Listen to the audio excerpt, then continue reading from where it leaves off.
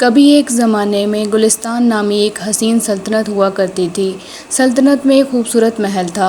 اس محل میں ایک خوبصورت، ذہین مگر نہایت ضدی شہزادی رہتی تھی۔ اس کا نام نایاب تھا۔ شہزادی نایاب کی ضدوں کی شہرت پورے ملک میں پھیلی ہوئی تھی۔ اگر شہزادی نایاب کہتی کہ بارش ہونی چاہیے، شہزادی کے ملازم شہزادی کی ضد پوری کرنے کے لیے بادلوں کو ڈھونڈنے نکل جاتے۔ اگر وہ کہتی کہ پہاڑ کو ہٹاؤ تو لوگ پتھروں کے ساتھ ہاتھا پائی کرنے لگتے۔ ملکہ اکثر شہزادی کو دیکھ کے افسوس سے کہتی، کاش میری نایاب صرف خوبصورت ہی نہ ہوتی بلکہ سمجھدار بھی ہوتی اور ضدی بھی نہ ہوتی۔ بادشاہ بھی پریشان تھا کیونکہ نایاب چھوٹی چھوٹی باتوں پہ ضد کرتی، محل کے اصولوں کی پرواہ نہ کرتی۔ ایک بار اس نے صرف اس لیے پورا باغ کھدوا دیا کیونکہ اسے گلاب کی ایک خاص خوشبو چاہیے تھی جو اسے پسند آتی۔ ایک دن جادوگرنی محل میں آئی۔ اس نے کہا، بادشاہ سلامت، شہزادی کے دل میں اگر عاجزی اور صبر نہ آیا تو وہ ایک ایسی جگہ جا پہنچے گی جہاں نہ تخت ہوگا نہ تاج۔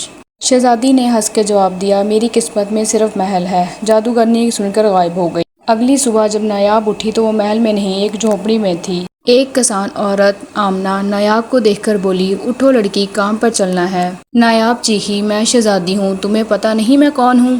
پہلے چند دن نایاب نے صرف رونا، چیخنا اور نخرے کرنا سیکھا مگر کچھ نہ بدلا۔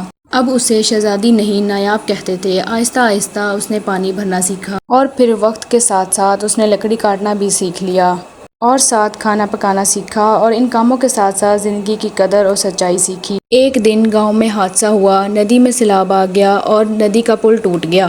نایاب نے سب کو جمع کیا اور کہا، ہم اکٹھے ہو کر ایک نیا پل بنائیں گے، میں جانتی ہوں۔